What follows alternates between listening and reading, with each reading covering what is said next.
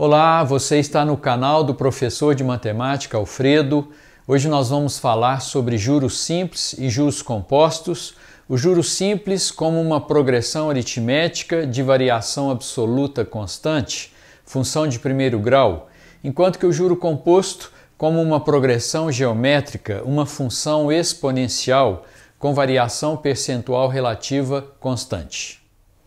Vamos imaginar um exemplo. Imagine que você tivesse um capital de R$500 aplicado a juros simples a uma taxa de 2% ao mês.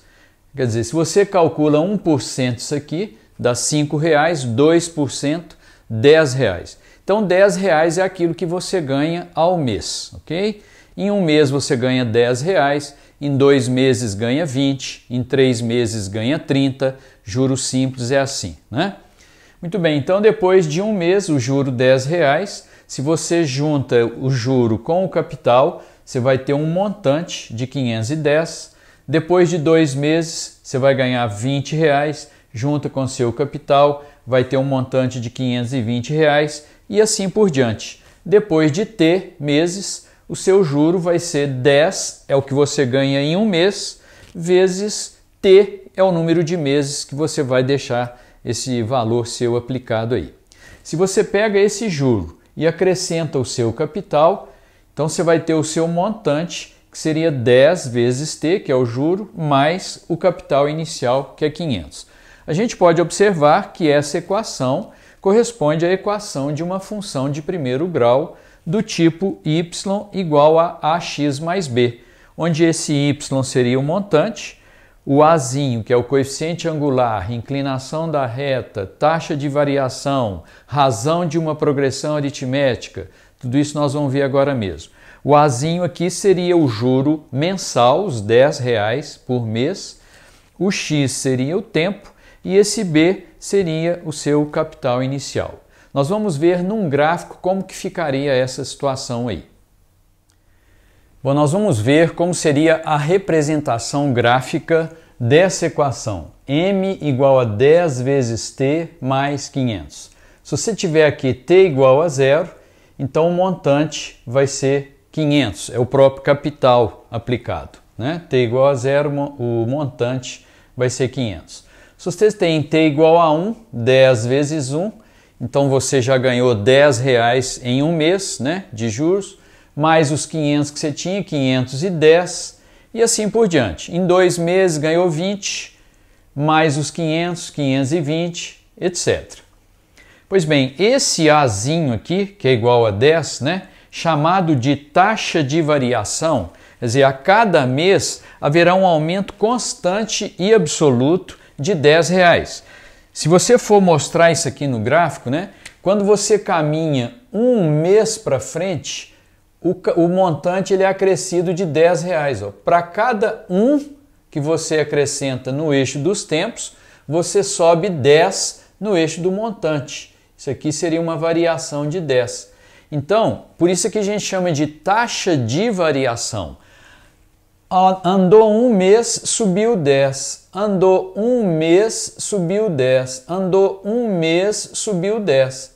Na realidade, esse 10 seria a tangente desse ângulo alfa aqui, né, que é o cateto oposto, pelo cateto adjacente, que é o Azinho, né? Que muitas vezes a pessoa fala, o Azinho é o coeficiente angular, é a tangente do ângulo, é a inclinação da reta. Mas seria bem interessante que você entendesse também esse termo, né? Taxa de variação, ok? E se você lança numa tabela, então você tem esses valores de t, os valores do m de t, o que a gente pode observar? Que aqui você tem uma progressão aritmética de razão igual a 10, né? Observe que aqui você está sempre acrescentando 10 unidades. Quer dizer, a cada mês você acrescenta 10, né? Esse 10, que é a taxa de variação, é também a razão dessa progressão aritmética. Nós vamos entender direitinho o que vem a ser os juros compostos. Imagine que você tivesse um capital de R$100 aplicado a uma taxa de 10% ao ano a juros compostos. Então, depois de um ano, você vai ganhar R$10, o seu montante passa para R$ 110. Daqui para frente, você começa a ganhar juros em cima dos R$ 110. Então, esse juro de R$ 10 que você ganhou daqui para cá, ele é incorporado ao seu capital. A gente diz que o juro foi capitalizado, né, depois de um ano, ou seja, passou a fazer parte do capital. Então, esse juro aqui ele começa a render juro também. Por isso você fala juro sobre juro, né? Então, se você vai ganhar mais 10%, vai ganhar mais R$ 11, vai ficar com um montante de R$ 121. Então, de 100 para 121, você ganhou 21%. Ou seja, 10% em cima de 10%, a juros compostos dá 21%. Para calcular esse 21%, nós vamos entender direitinho o que eu chamo de fator multiplicativo. Vamos considerar essa mesma taxa de 10%, o seu fator multiplicativo correspondente seria 100%, que é a sua referência, mais o ganho, mais 10, 110%. Portanto, em decimal 1,1. Se você quiser, pode fazer direto também. Esse 100% seria 1, o 10% 0,1, somando 1,1. Esse fator multiplicativo, nós usamos ele sempre que trabalhamos com juros compostos. Então, se você tem, por exemplo, um ganho de 5%, o FM correspondente 1,05. Se você tem 20% de ganho, 1,2. 10% de perda, 0,9. Quando é perda, você tem que fazer 100 menos, né? 5% de perda, 0,95 e assim por diante, ok? Então, você imagina o seguinte, para você calcular esse montante seu, você teria, primeiro, 100 vezes 1,1, te dando aqui os 110. Agora, você teria que pegar esse resultado aqui, que é 110, e multiplicar por 1,1. Bom, mas esse parênteses aqui não tem a menor necessidade dele. Então, você pode indicar sem o parênteses, essa conta aqui, 100 vezes 1,1 vezes 1,1. Ou seja, para você calcular juro de 10% em cima de 10%, é você usar o fator multiplicativo correspondente a 10% de juros. 1,1 vezes 1,1, dando 1,21. Resumindo, sempre que formos trabalhar com juros compostos, nós vamos usar essa relação extremamente importante que diz que o fator multiplicativo resultante corresponde ao fator multiplicativo 1 vezes o fator multiplicativo 2. Em todos os exercícios que envolvem juros compostos, nós vamos ficar só com essa ferramenta aqui. Quando vamos considerar inflação, rendimento, salário, poder de compra, etc., nós vamos ver alguns exemplos disso aí daqui nos próximos vídeos, mas para tudo isso nós vamos usar simplesmente essa relação aqui, ok? Imagine que você tivesse um capital de R$ 500 aplicado a juros compostos a uma taxa de 2% ao mês.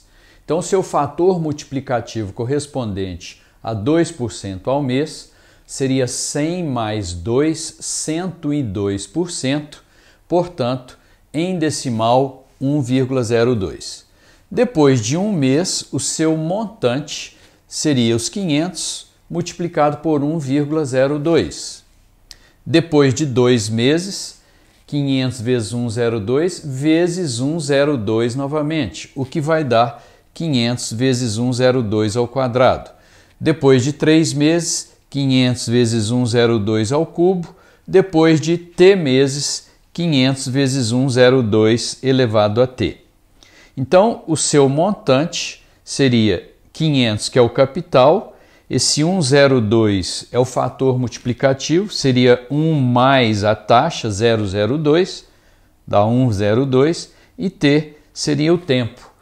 Podemos observar que essa equação ela corresponde a uma equação do tipo y igual a k vezes a elevado a x, que é a equação de uma função exponencial, onde esse y seria correspondente ao seu montante, o c seria correspondente ao k, que é o capital, é o valor inicial, é onde você começa, né? O a seria o 1 mais i, que é o fator multiplicativo correspondente, e o x corresponderia ao tempo. Nós vamos ver como seria a representação gráfica dessa função. Vamos ver agora como seria a representação gráfica dessa função m de t igual a 500 vezes 102 elevado a t.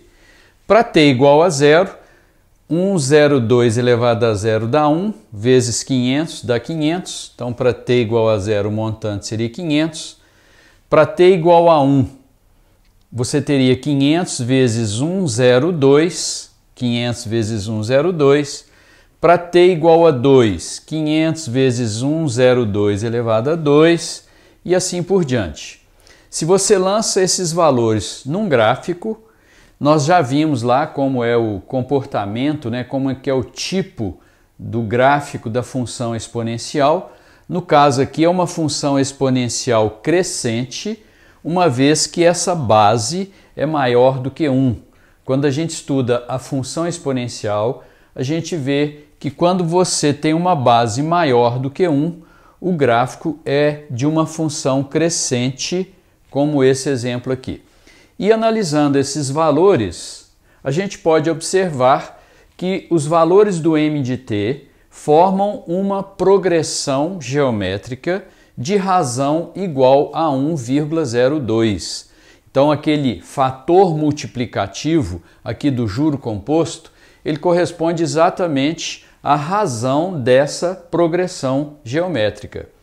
Então, lá no juro simples, enquanto você tem uma variação absoluta constante, aqui no juro composto, você tem uma variação relativa percentual constante. O que significa isso? A cada mês, o seu montante cresce 2%.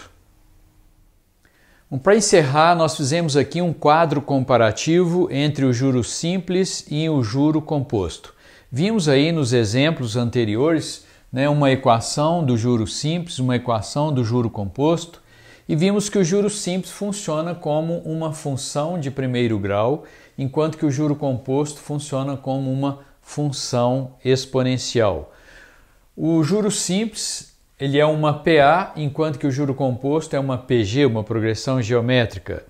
O juro simples tem uma variação absoluta constante. Nesse exemplo, vimos que a cada mês você ganhava R$10 a mais, enquanto que no juro composto é uma variação percentual constante. A cada mês você ganhava 2% a mais. Se você gostou desse vídeo, clique em gostei, inscreva-se no canal, compartilhe com seus amigos e assista os próximos vídeos. Vamos resolver exercícios de juros compostos, poder de compra, inflação, etc. Temos coisas interessantes aí nos próximos vídeos. Um grande abraço e te vejo no próximo vídeo.